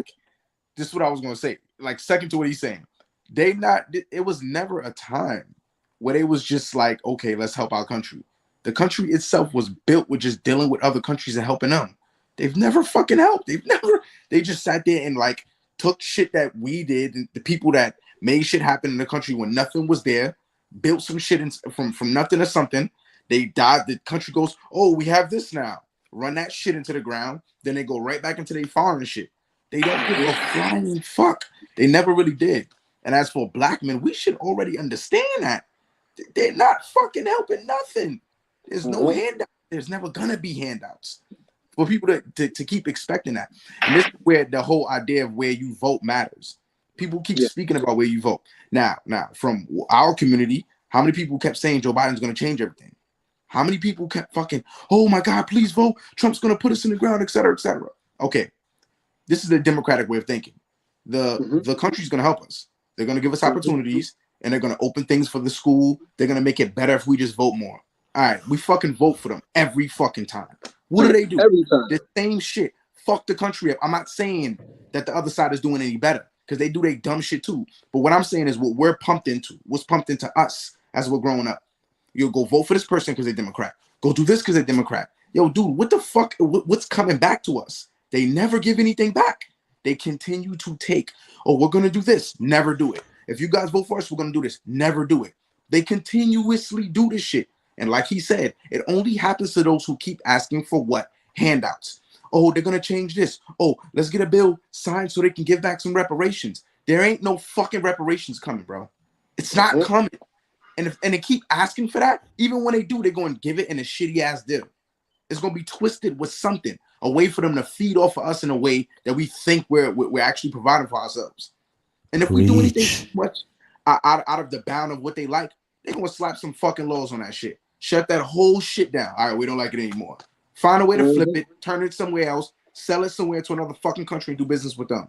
They don't care. So like he said, we got to get it on our own from the bottom. It don't matter who you decide to believe in. These people ain't going to do nothing but do the same shit as all these parties been doing. Take and do what the fuck they want to do with it. The investors that invested in them, that's who they promising shit to, not to the people. If you ain't investing inside of nothing to these people, they're not doing shit.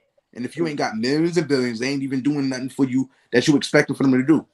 And if they just so happen to do it, it's because it fits their interests. For that moment, you just don't realize how it's going to come back on you. But when it do, we look surprised. Why? This is what this country does. They don't help. They take and suck everything fucking dry. And then when it's good, they go, oh, yeah, we made that. Yeah, whatever, man. Whatever. They never going to give back to the little man. You got to do what the fuck you got to do. And us as a motherfucking community got to build. As a black community, we got to build and believe in each other. Because they're going to keep doing the shit that they're going to keep doing. This is why other communities they're still solid, even when the market goes up or goes down. These other communities is thriving. This is why. Dice, can I ask you a question, Dice? Since I have you here, I mean, it's a question for everyone, but I'm asking to you because I'm coming in right after you, right? For those that have received the PPE loan, whatever you want to call these loans, PPP, triple P, quadruple P, whatever, stimulus checks and all of that.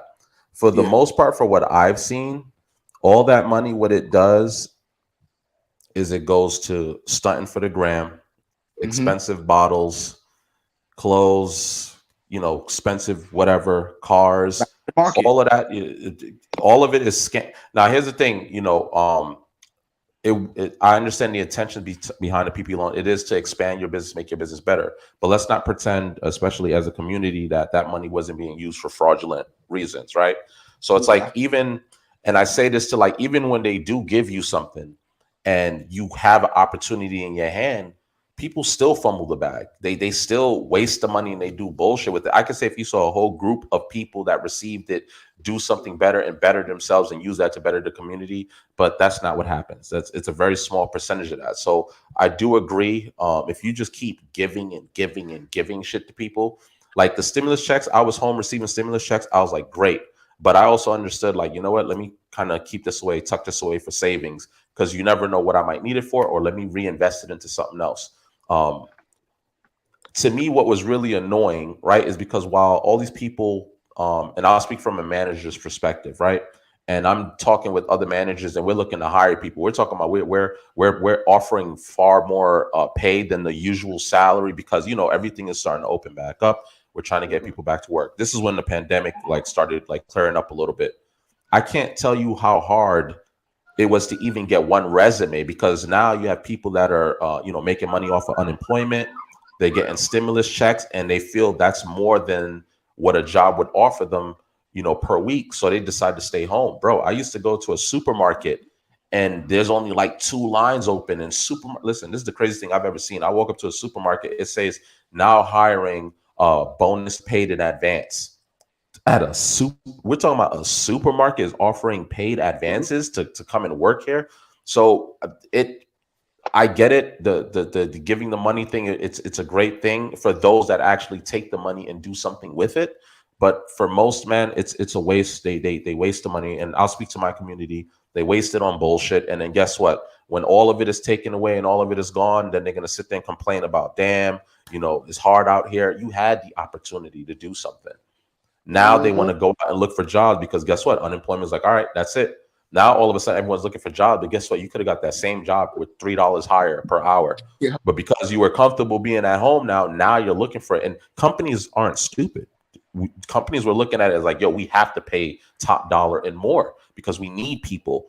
That's when you should have came and got off the couch and did all of that. But you know, and crazy thing, like I said, to be honest, yes, you can give, and I don't want to drag this, but you know, people don't do shit with the money anyway. People just do bullshit. To be honest, I see it all the time, bro. Whether it's legal activities or illegal, they have the money, they do shit to go impress people or whatever it is. They blow the money on shit. They've never had this much money in their hands before, and they blow it. And then just to sit here and tell me like, damn, man, it's hard out here. Bro, you just had $30,000. Like, what do you mean it's hard? You know, so it just makes the people lazy, man. And I learned it just makes that's exactly lazy. What it is. That's a fact. But look who they give it to though. They give it to the people that's they already been lazy. They never had, like Jimmy, like you said, Prada, they never had it before. So now they don't have it. They don't know how to act with it. If you don't, I'm not saying we come from money. I'm saying, but we all know how to deal with money. We all know how to manage our money.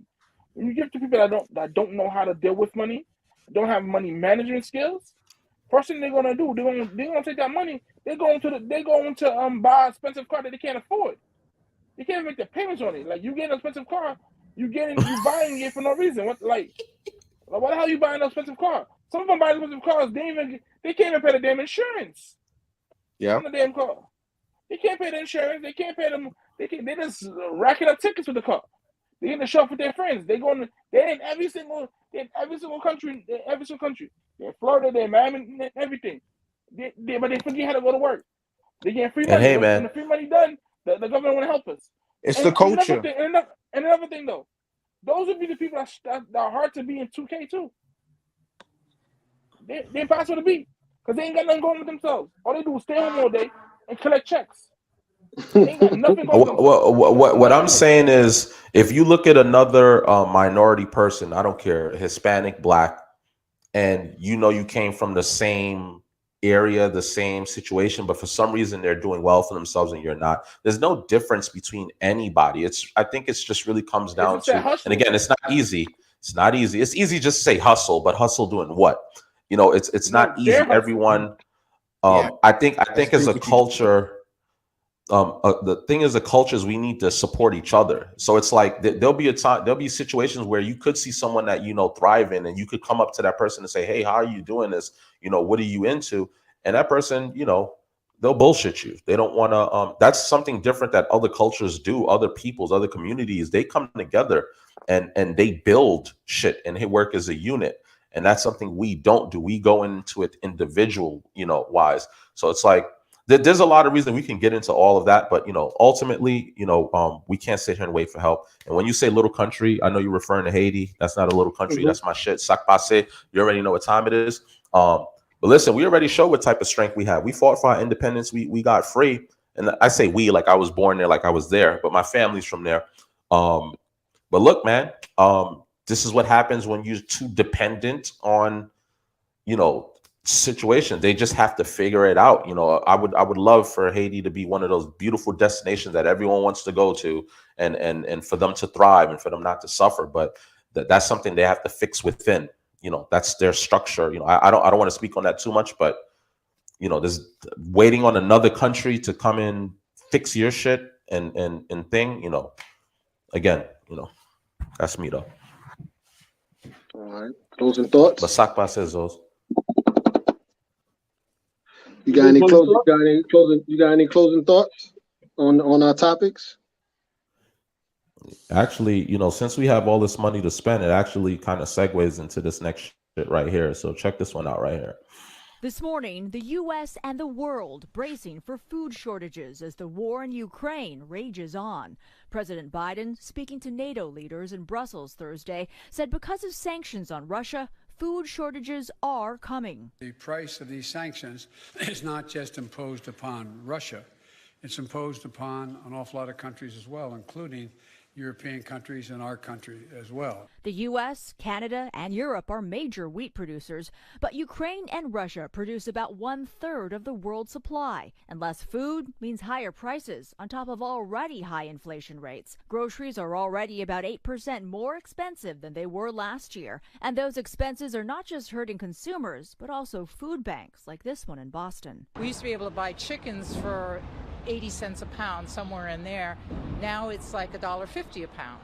And so that limits our ability to buy more food and distribute more food to the agencies. In Tennessee, the governor is pitching a plan to provide relief to shoppers by suspending the sales tax on groceries for 1 month. Let Tennesseans keep some of that hard-earned money and do so by suspending the grocery tax for a time. The U.S. is producing less wheat than it used to. About 44 million tons were harvested last season, compared to 50 million 3 years ago. To help avert a potential worsening crisis, President Biden is urging European leaders to end trade limits on shipping food abroad. We are in the process of working out with our European friends what it would take to help alleviate the concerns relative to food shortages.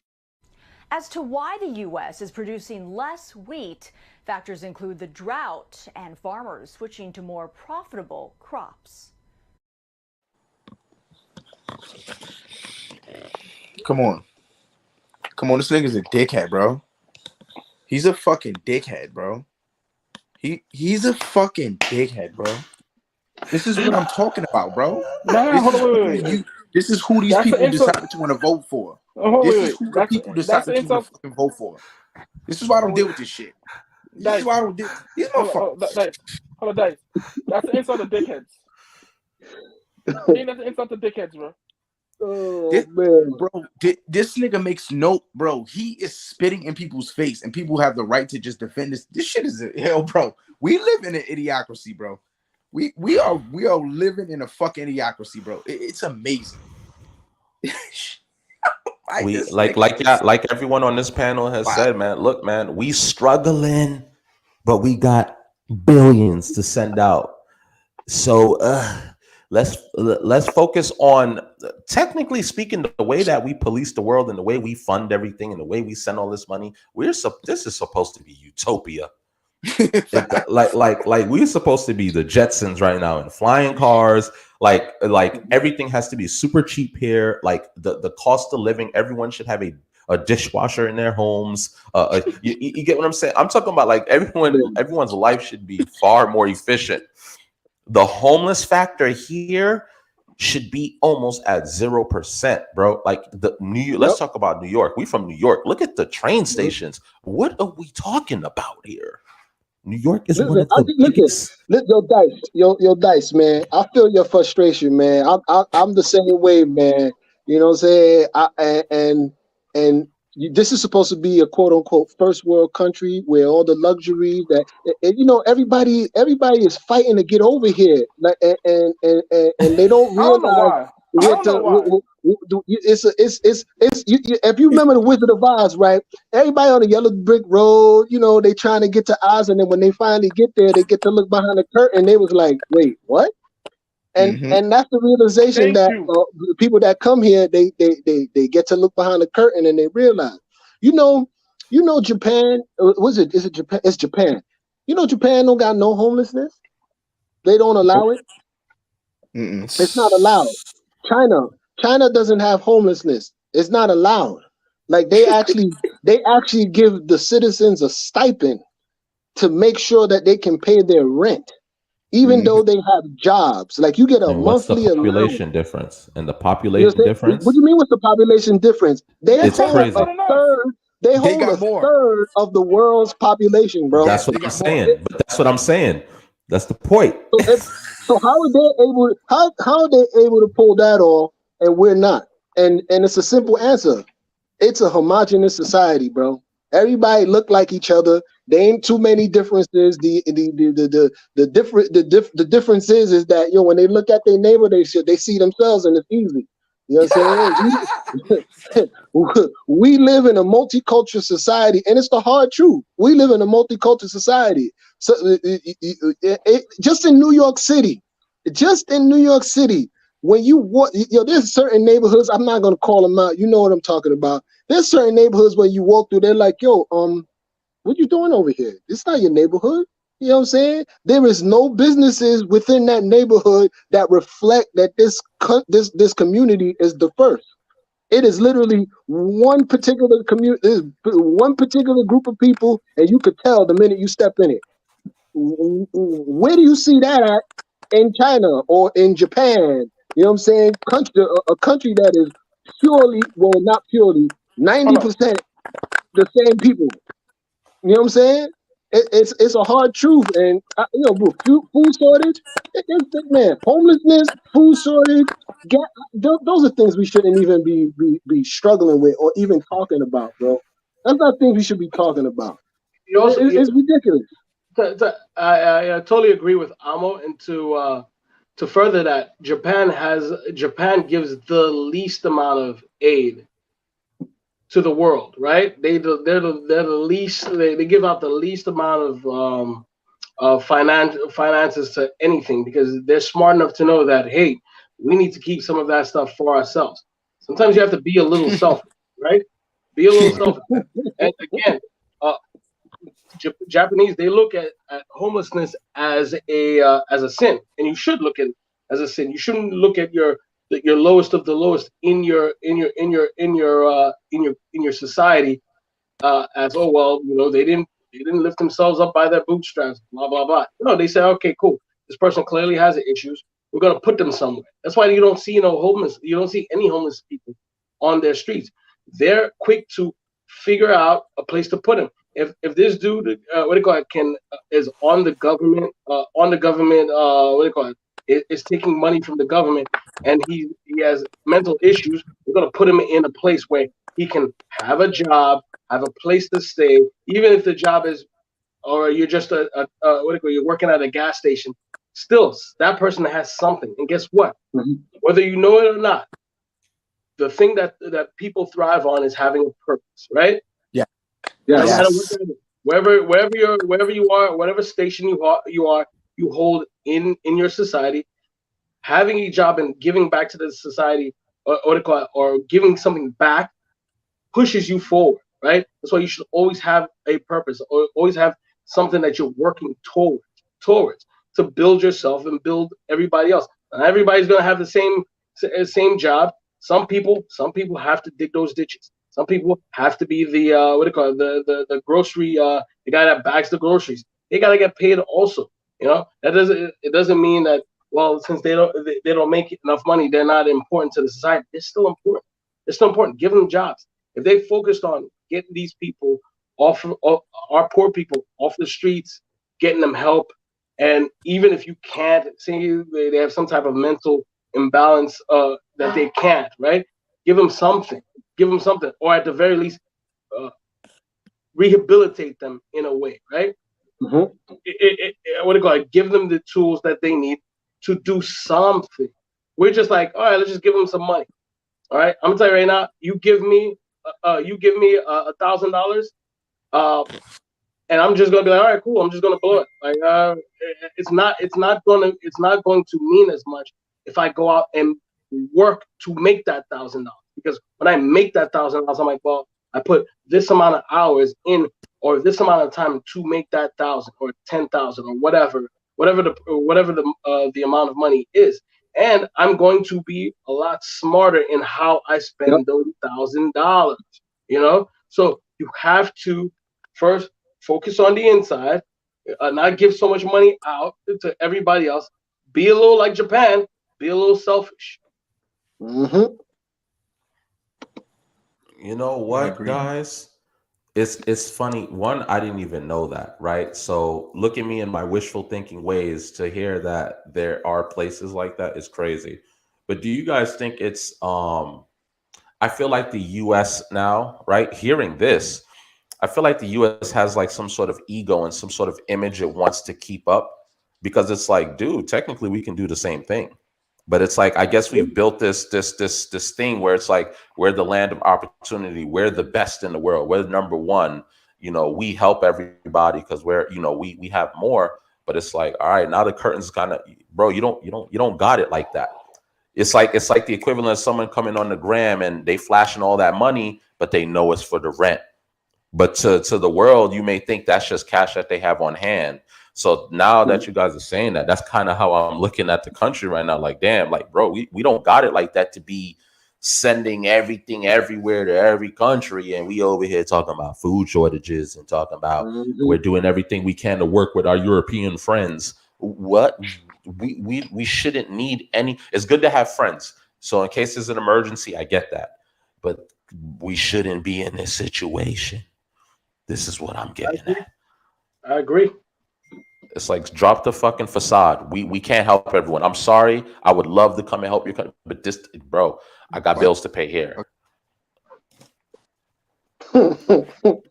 Stunting for the gram. I think it's stunting for the gram. No. Yeah, I guess definitely. That's Definitely. That's US, man. That's us. It's like to try to show how big the dick is. That's exactly US. Talking about we sent over. Oh, that money in the milk's expensive, bro. Final thoughts, get Joe Biden the fuck up out of here. What would you say? Sorry, what'd you say? I missed it. Get this man the fuck up out of here. That boy needs to get the. Yo, y'all seen how he was reading? Y'all people how he was reading? Yeah, and bro, fuck that guy, bro. Fuck him, man. He's the face of the situation, but fuck them too, man. Seriously. Oh man. He came off quick off the hip with that shit. He said, "Get him the fuck out of here." Shit didn't even come on the screen yet. He's like, "Get him the fuck out of here." Final thoughts? Get him out. Bro, that nigga's a wild one, bro. B, what's up? You got something to say? Bro, I don't know who voted for this man, but I can say it wasn't me. It wasn't me. I seen this come from a mile away, bro. 52 years.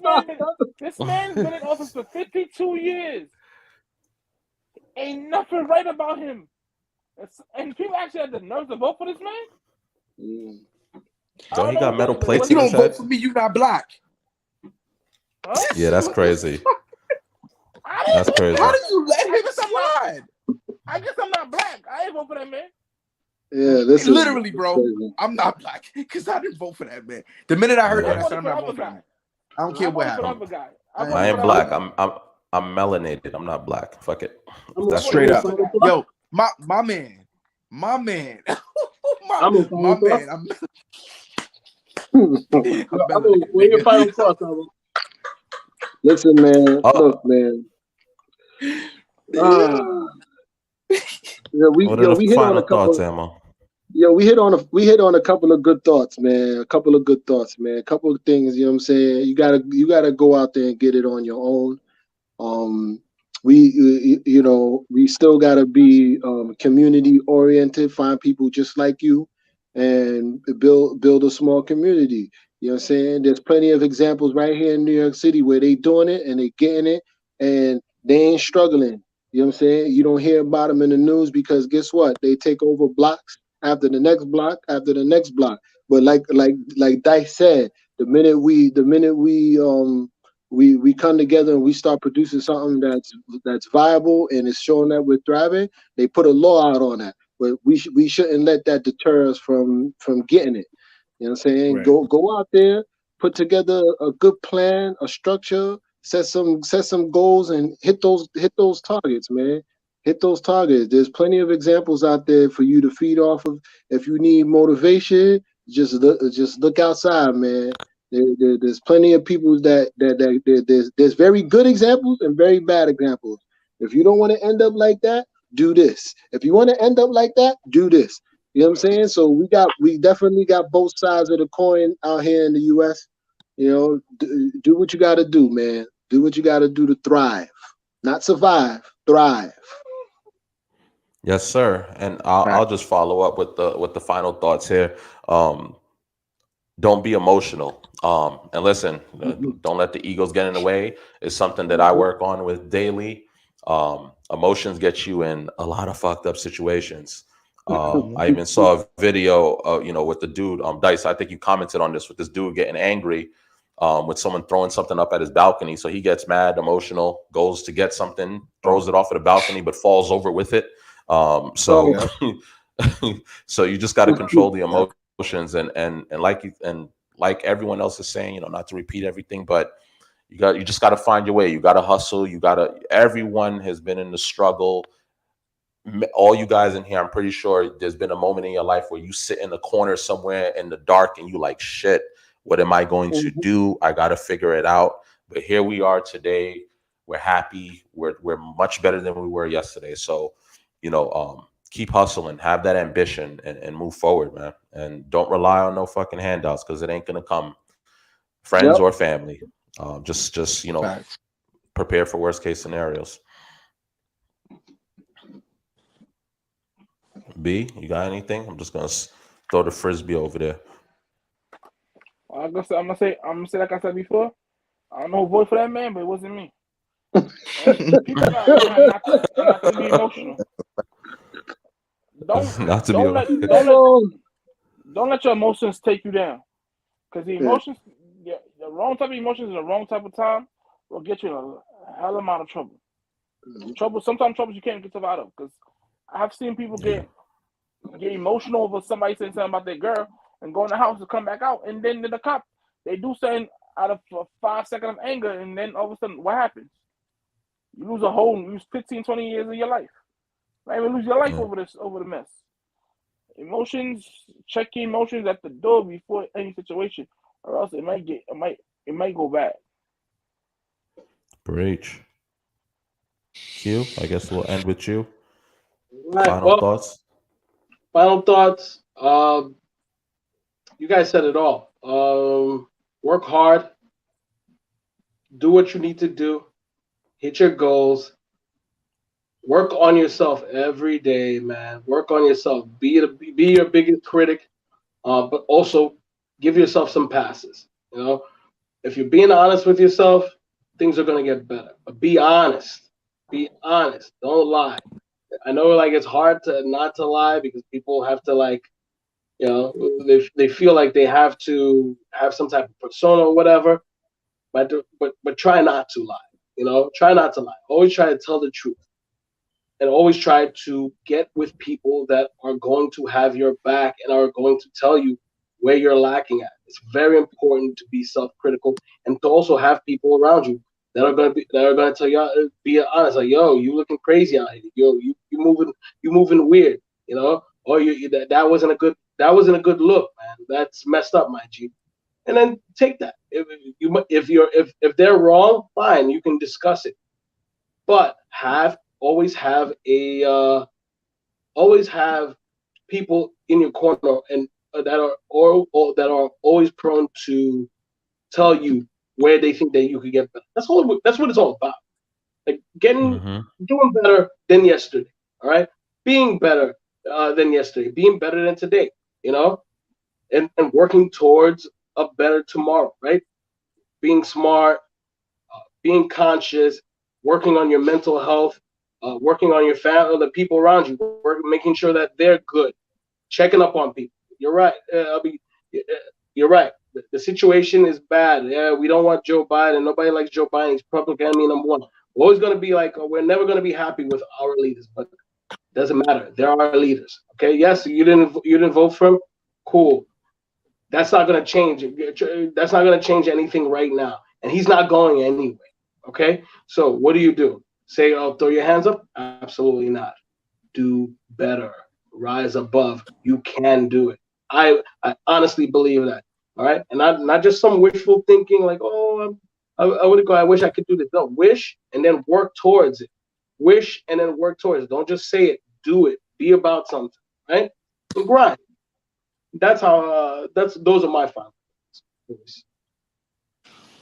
Yeah, I have one last few things to say. Black people need therapy, right? We need to look into that. Black people, we need therapy. Black men, we need therapy. You've been through a lot. You need to get your mind straight. Financial literacy is a huge thing because what's about to happen in the next few years, if you're not financial literate, is going to affect the shit out of you. Get financial literacy. Mentorship is good, fellas. There's nothing wrong with mentorship. It's fine to look up to somebody who is better in something than you. Learn that. Learn to grow. There's nothing wrong with that. Ego, get it out the way. That's my last few words. And with that, gentlemen, that's a whole fact, though. And with that, gentlemen, as always, it's a pleasure. Meeting with you guys every week. You guys are great. I love hearing your feedback. I go into my week with that feedback to say, okay, there was an opportunity for me there. So, I thank you guys as always. With that, man, I think we'll end it here. And look, everybody, if you missed the show, if you did catch the show, we thank you for your comments, feedbacks. Continue to share, subscribe, and all of that. We appreciate the support. Until next time. Peace.